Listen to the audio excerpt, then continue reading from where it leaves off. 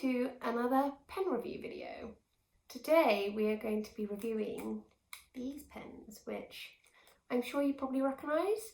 These are the Tombow ABT dual brush pens, and I have here the Brights collection, plus a cheeky little black. So although I've been doing calligraphy for about 4 years now, 5 years, I've never actually got my hands on the whole set of the Tombow ABT dual brush pens. I think there's like 107 colours, which is really cool and exciting, and I have been considering lately getting my hands on them. However, I thought first I'd do a little review on the ones I do have. Now, these are super popular in the calligraphy industry. If you chat to anybody, they're always like, Tombow dual brush pens, they're the best pens out there. I'm going to tell you a little bit of a secret. I didn't really like these at first. So I got these Bright sets from my brother for Christmas quite a few years ago now. And I remember being so excited when I received them because it's literally the pens that everybody always talked about. They were always saying, get Tombow dual brush pens. If you want to do calligraphy, these are the best pens out there. And I picked them up and I did not have a good time with them. I really didn't enjoy how big they were and how flexible the nibs were. Now, if I fast forward a few years and I now have a lot more experience with calligraphy, I realise now that larger brush pens are just much harder to learn calligraphy with. And now I'm at a point where I'm much more confident with my calligraphy. I really love these pens. They're good pens. So if you have got your hands on these and you are struggling with them, then do watch this review because I'm going to have a little chat about how the pen works and why they might not work so well if you're a beginner. We're also going to have a little bit of fun with this blending pen and see how that works. And of course, there'll be a swatch test because these colours are bright and beautiful, and I want to see if they're bright and beautiful on paper. Okay, so let's dive in and see what these pens are like. So let's have a little look at the barrel first. And I absolutely love the design of these pens. So at this end, we can see a really clear illustration that has a brush tip, and then this end, it has a bullet tip. Now I love how at the end that has the brush tip, it's a really big lid and it's in the colour of the pen. And it just makes it so obvious that that is the brush tip end. Then for the bullet tip end, it's a much smaller lid and it's black. I like the subtle strip that they have around the barrel here too. On the rest of the barrel, it just says Tombow ABT acid free. And then this number here is the colour. So each colour has its own code. They do have like 107 colours. So I think that's why they use this code system, just because it makes it a little bit easier to name them. The other thing I like about these pens is you can take off your little bullet tip end, and that's a slot nicely on that lid. How clever is that? And then you can take off this end and slide it on there. Today I'm going to be using my Rhodia dot pad. I do tend to use this for all of my pen review videos, just because it is super smooth and I know it won't damage the pens. I just want to emphasise that Tombow dual brush pens do have a little bit of a rep for fraying really easily, and this is because people are using them on normal copy paper. Now, you may think it feels smooth to your hand, however, to the fibres on the brush tip, it does not feel smooth, which means they do tend to fray a little easier than most brush pens. I do actually have my first ever Tombow ABT dual brush pen here, which, as you can see, has scratched off a little bit. And that's just because I've had it for quite a few years. But I wanted to show you this because I think it's a really good way of showing you what not to do with the Tombow dual brush pen.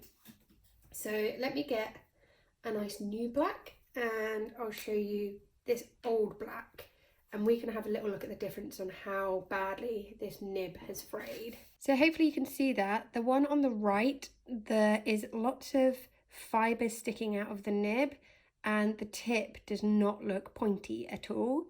And that's because this was my first ever Tombow dual brush pen and I didn't know what I was doing, and I used it on rough copy paper. Even though I thought it was smooth, it wasn't. And the nib ended up fraying really, really badly.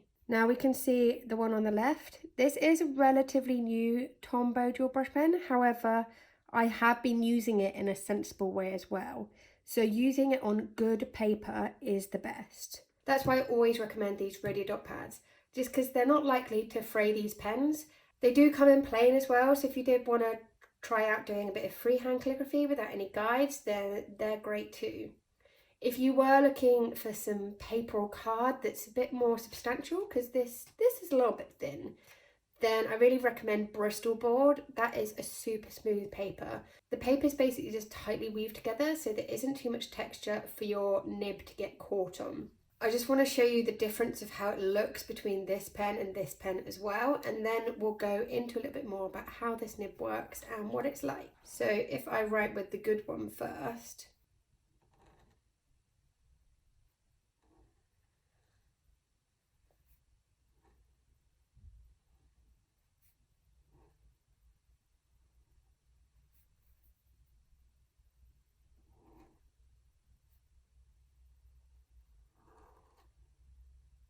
so that's our good pen, and I'm going to write with this bad one. To be honest, I don't even know if it works. Okay, it does not work at all. It is old.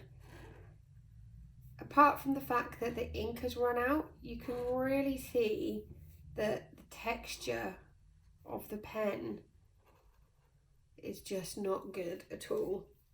Let's see if I can transfer a little bit of ink onto this, and we can see what the texture really looks like. Yeah, so you can start to see it. I've just added a bit of ink onto the end, but can you see we're getting a really rough texture here and at the edges. To be honest, I actually quite like the look of that bee. That doesn't look too bad. And that's partly why I've kept hold of this pen, is because I do like the texture it does create. However, it's not perfect for everything I want to use it for.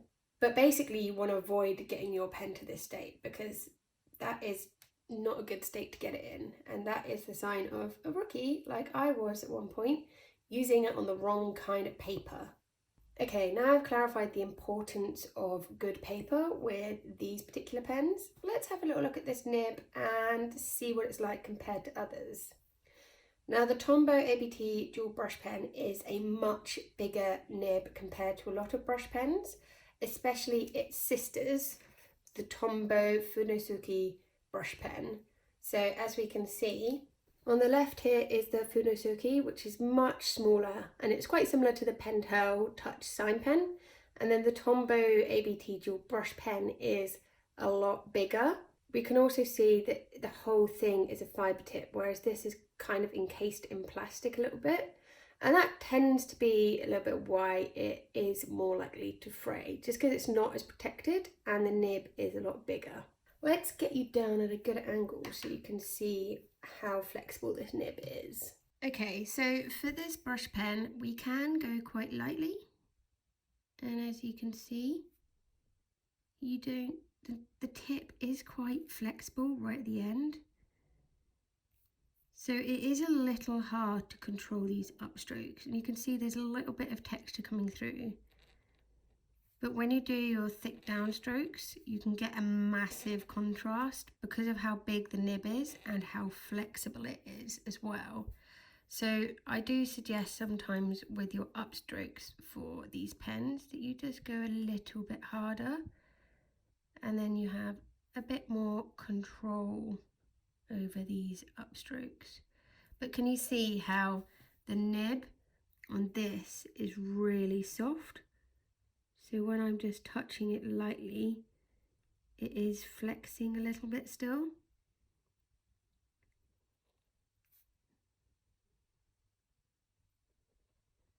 But you can get a really beautiful contrast between the thick and thin lines. So let's write the word hello and see what that looks like. So we're just going to go up and down. And because this brush pen is quite a big nib, you will find that you need to write bigger than if you're used to writing with a smaller nib. So therefore I do tend to find it's a little bit harder for beginners, just because Beginners tend to not be used to writing this big in general.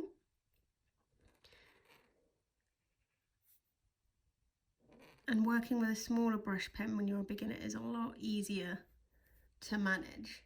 However, you can see this really lovely contrast between the thick and thin lines. I also love how pigmented these pens are.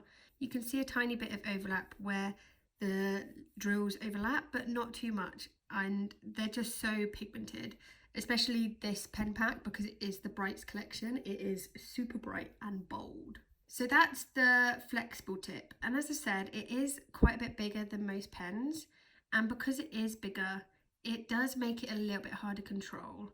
It is quite flexible, and therefore there is a little bit of a struggle when starting to do your drills.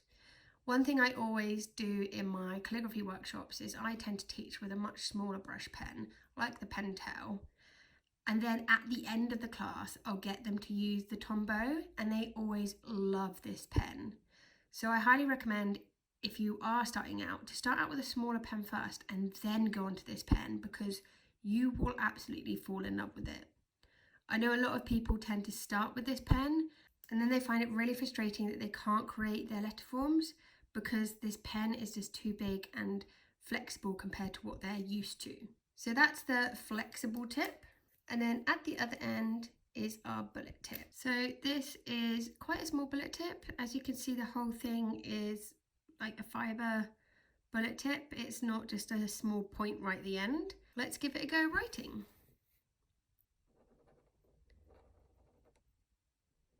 So this end is completely stiff, so you're not going to get any sort of thick or thin lines. So yeah, you're not going to get any thick or thin lines. It's just going to be a monoline. And I really like these for adding detail onto my letters. These ends are so easy to write with. They're really good just for like normal writing, to be honest. But what I like about these ends is you can go in and you can just touch up some of your strokes a little bit. So here I can see it's just not as smooth as I liked it. And because the ink is quite pigmented, you can't really tell where you go back in and touch up, which is a massive bonus. So as I've already said, I have got the Brights pack here. And as part of the Brights pack, it does come with the blending pen, which is got the code N00. And this is basically a clear ink pen. So it does have a brush tip at one end, and then it has the bullet tip at the other, just like all the other pens. However, with this pen, you can use it to blend colours together. So I am going to show you how that does work. I will be honest, it's not my favourite way of blending these Tombow dual brush pens.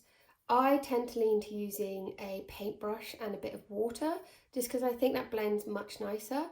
But I am going to show you how this works now using this pen, because it does come as part of the Brights pack. So I'm just taking this little star, and it's basically plastic, so the ink's not going to be absorbed by the material, and we're just going to put down a couple of colours on this plastic. So Tombow do actually have a blending palette, which is basically a piece of paper that has a bit of plastic on it. So you don't necessarily need that, you can just use something like this or a sandwich bag. So I've just popped a bit of the 493, and then this is the 665, sorry. Now with this pen, what I can do is I can just pick up a little bit of the blue. And can you see it's now put some blue on the tip? And then if I add a little bit of purple to it,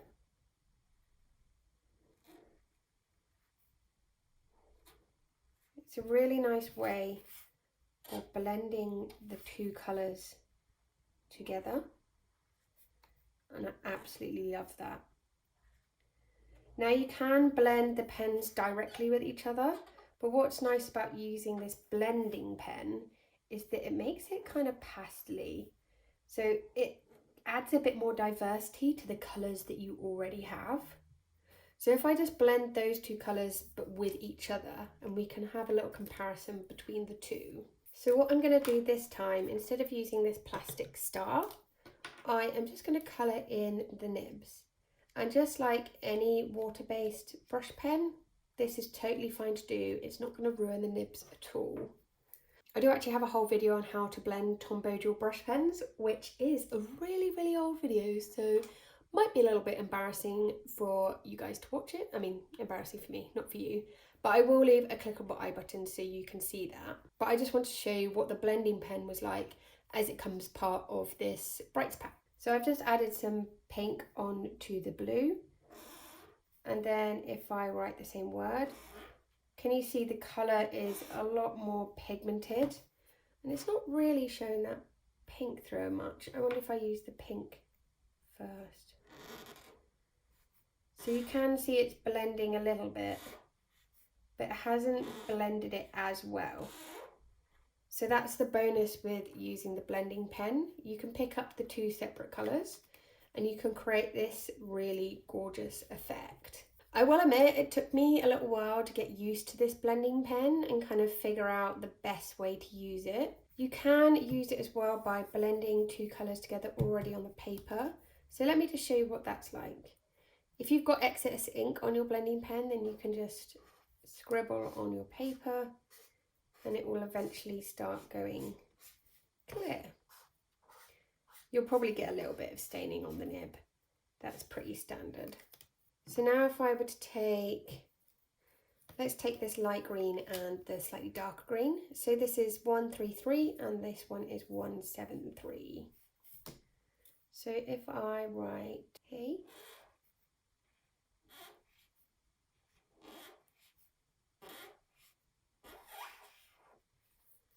and then I'm just going to add some dark green up here. So you can go in and start to blend these bits where it joins. I do tend to find though, if you do this on thin paper like the Rhodia dot pad, it does tend to pick up the paper a little bit, which is why I don't always get on with this blending pen in this way. But as you can see, the clear ink just reacts with the two colours and it blends it out. That does look quite nice actually, but I'm not sure if you can see on camera, there is a little bit of paper being picked up here, some of the fibres. I think this blending pen is a really lovely addition to the Brights pack, just because they are so pigmented and bright, and if you did want to have a bit more of a pastel effect, you could totally do that by using this pen. Okay, let's move on to my favourite bit, the swatches. Now as I said, this is just the Brights pack. There are so many other colours for these pens out there and I am tempted to get the full collection. Okay, let's do my favourite part of any pen review video, and that's a swatch test. What I'm going to do is I'll draw a line for the brush tip, a line for the bullet tip, and then I'll write the number next to it so you know what numbers belong to which colours. Let's get started.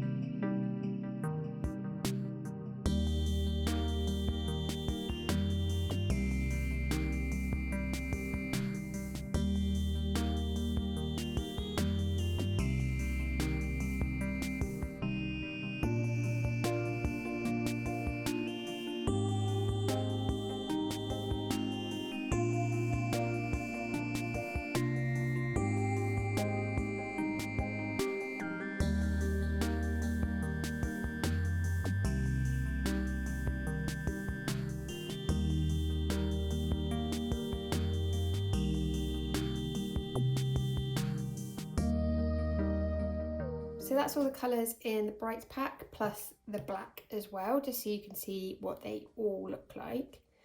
I absolutely love all of these colours. This one especially is my favourite. It's just so bright and beautiful, and I love the blue as well. It does have a little bit of the pink still in it from when I was blending earlier, but the bottom colour here is the true representation. I can see though that the bullet tip seems a lot darker. I'm not really sure why that is. I don't know if that's just a build-up of other inks getting into the barrel over time or whether that's genuinely what it looks like. All of these colours are so bright and beautiful, and obviously the fact that it comes with a blender pen means that if you did want to have a bit of a pastel shade, then you can totally do that too. I have noticed there's a lot of pinks and purples in this pack though, and especially these two colours, they're really similar. I think it's a bit of a shame that there are so many pinks and purples, and it would have been nicer to maybe have another blue or maybe like a darker green, because as I said, these are all quite similar. Now, Tombow do have like over 100 colours, so obviously there are going to be shades that are similar to each other when you have that many colours. And it does make it a really versatile pen if you're creating some sort of illustration or lettering that you want to add lots of different shadows to. However, in this smaller pack, it would have been nice to have a little bit more variation with these bright colours. I do really like this kind of light greeny yellow as well. I think that's a really interesting colour and not one that you normally see in normal pen pack colours. In general, these pens are really lovely to write with, and I love how pigmented they are. And another bonus is that it doesn't pull too much at the end, so you get a really nice even stroke of colour all the way through. Even on the bullet tip, it's not really doing that. So that just means you get a really nice even colour, which I really, really like. In general, they are really lovely pens to use, but just make sure you're using the right paper. If you're a beginner and you've already got these, then definitely give them a go. But if you are struggling with them at all, I'd say hop to a small brush pen for a little bit and just build up your development for your strokes and your muscle memory. And then once you've got the hang of that, jump back onto these brush pens and you might find them a lot easier to use. So as you can see, my love affair for these pens has grown since I first used them. I've gone from not really enjoying them that much to really liking them and really enjoying the colours and the brush tip. Now, if you do have these already and you are struggling, just put them down for a little bit, try out some smaller pens and come back to them, and you will really enjoy them as well. I think if you want to get much more creative with your lettering, these are brilliant because the nibs are so big, and they're really good if you're trying to do a large lettering piece as well. Plus, they are super fun to blend with. And because they come in so many different colours, it's super exciting the fact that they do blend really easily, because think of all the different gradient effects you could create. As I said, I've just got this brights pack at the moment, and obviously black as well. You always need a black. I am really tempted to get the whole set, just because I want to do a really nice swatch test video. And also the whole set just looks really cool, and I just want to play with all the pretty colours. So if you do have the whole set, let me know what you think. Is it worth it? Like, do you get a nice variety of lots of colours, or do you find that there's quite a few colours that are just quite similar? I hope in general you found this video helpful, and especially if you have been using these already and you've been struggling, it's given you a better idea of how to go around using them in the best way possible. Or if you are a complete newbie and you've been tempted to get these, then I hope it's given you a bit of a better understanding of what they're like. If you enjoyed this video and you found it helpful, then give it a little thumbs up for me. That will make my day. And don't forget to hit that subscribe button so you can check out more pen review videos from me in the future. Thanks so much for watching this video, and I'll see you next time. Bye!